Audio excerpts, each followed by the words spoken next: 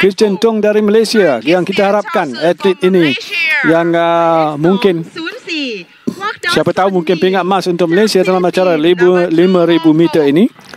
Dan rekod Sukan Asia 12 minit 51.96 dilakukan oleh Albert Scott dari Bahrain dan sudah pun dilepaskan sekarang ini untuk 12.5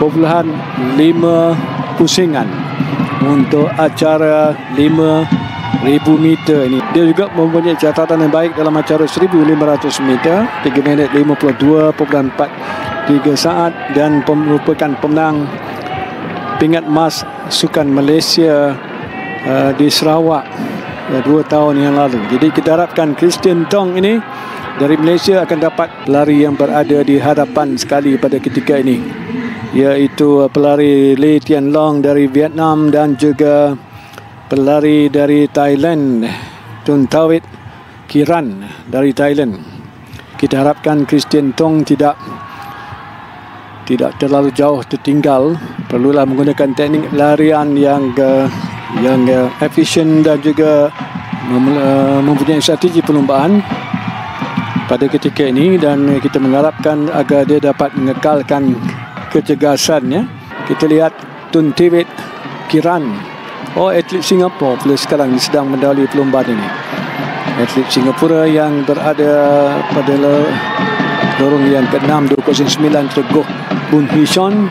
Hampir separuh perjalanan ataupun larian yang membabitkan sekarang ini ada 8 pelumba yang mengambil bahagian. Saya kira tadi mungkin 2 pelari sudah pun tertinggal jauh ataupun mereka sudah pun tidak dapat meneruskan larian ini. Sambil terus memimpin perlumbaan Goh Bun Hishon dari Singapura diikuti dengan Tun Tawit Kiran.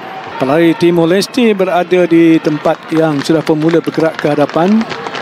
Mereka berlari sekarang ni untuk masuk, tinggal 3 pusingan lagi untuk tamat. Masih lagi Goh Bun Hishon dari Singapura sedang mendahului perlombaan ini, sementara Tun Tawit Kiran duduk rapat mengikuti belakang. Tinggal 3 lagi pusingan untuk tamat untuk acara 5,000 meter lelaki ini. Kita dapat lihat masing-masing sudah ada petanda untuk beransur-ansur meningkatkan kelajuan.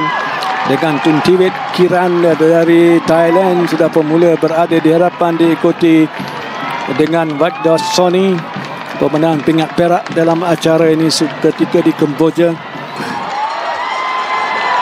Yang terakhir, final lap. Inilah masa untuk mula meningkatkan kelajuan. Kita harapkan Christian Tong tidak boleh tertinggal jauh sekarang ini.